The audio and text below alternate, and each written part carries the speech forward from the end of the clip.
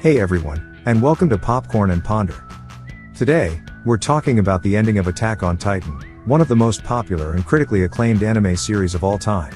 Before we begin, I want to issue a spoiler alert. If you haven't seen the ending of Attack on Titan yet, I highly recommend checking it out before watching this video. It's a truly unforgettable experience. いや、私もまさか本当に飛ぶとは思ってなかったんだけど、本当に飛ぶから、もう行くしかなかった。Eren Yeager, the protagonist of the series, unleashes the Rumbling, a power that allows him to control all of the Wall Titans. He uses the Rumbling to destroy most of the world outside the walls, killing billions of people. However, Eren's friends, Mikasa, Ackerman and Armin are able to stop him. They kill Eren and put an end to the Rumbling. この骨をバラバラに吹き飛ばせば、エレンやジェイクの位置がわかるかもしれない。 Mikasa stormed inside the founding Titan with the help of Levi and Armin in the final chapter of AOT. Before that, the centipede transformed the remaining humans into Titans. As a result, there was chaos everywhere, and Mikasa began to see a dreamlike moment with Eren. She knew what she had to do and accomplished it by successfully decapitating Eren's head. And in that heartbreaking moment, she gave him her first and last kiss. This was immediately followed by a lengthy conversation between Eren and Armin, which finally shed light on the looming mysteries in Attack on Titan. The final scenes of this saga are nothing short of epic. It all began with Eren having a deep and important conversation with his best friend, Armin Arlelt, in what they call the Path. He talked about his recent actions, Rumbling, and everything with him. Eren will also apologize to him for their previous meeting. This brings to mind a quote from Armin: "Those who can't abandon anything can't change anything." This proves to be true when Eren chooses to abandon his comrades in order to change the future of the people he cares about. Although his actions are not the righteous path to true freedom that he seeks, they are the necessary sacrifice he must make to ensure a secure future. Eren also explains why he chose the concept of rumbling. He went on to say that more than 80% of the world's population had been mercilessly exterminated. As a result, the rest of the world will be unable to exact revenge or continue discriminating against Paradis for a long time. Eren then mentioned how Armin, Mikasa, and others will be remembered as heroes for saving humanity from extinction, despite the fact that he turned himself into a villain for the same reason. This is similar to how the Tiber family was regarded following the Great Titan War. Furthermore, Eren revealed crucial information about Ymir Fritz. Ymir remained obedient to King Fritz even after his death because she loved him. We don't know if this was Stockholm Syndrome or if she truly loved him, as Eren was initially perplexed and later confirmed she continued to serve and obey him for the sole reason of loving him. The most heinous part of this conversation is when Eren reveals that he had Dina Fritz in Titan form devour his birth mother, Carla Yeager. Because he knew that this was the main triggering event in his life that started everything and determined how history unfolded.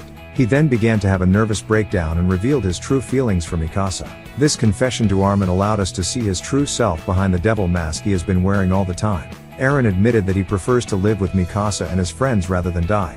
But he also knew that wasn't going to happen. Eren's mind was strained by the ability to see both the future and the past at the same time.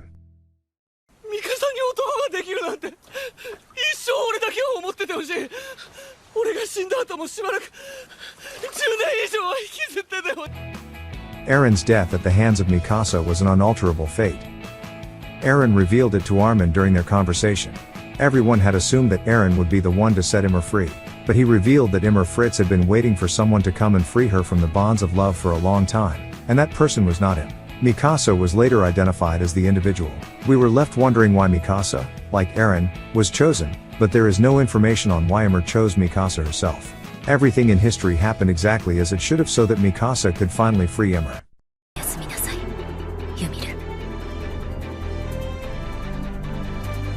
As you can see from this conversation, Eren's death was inevitable, and he knew it. The act of chopping off Eren's head directly resulted in Ymir's freedom, which resulted in Titan powers disappearing from this realm. As the link between Ymir, Eren, and the worm, the source of all living matter, was severed, all people who had Titan powers shifted to Titans, and people who turned into Titans were restored to their human form.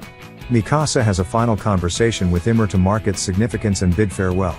Then Mikasa, Armin, and everyone else mourned their friend's death and wanted to properly bury him. So, yes, Eren died in the arms of his lover, and what a tragic yet poetic death.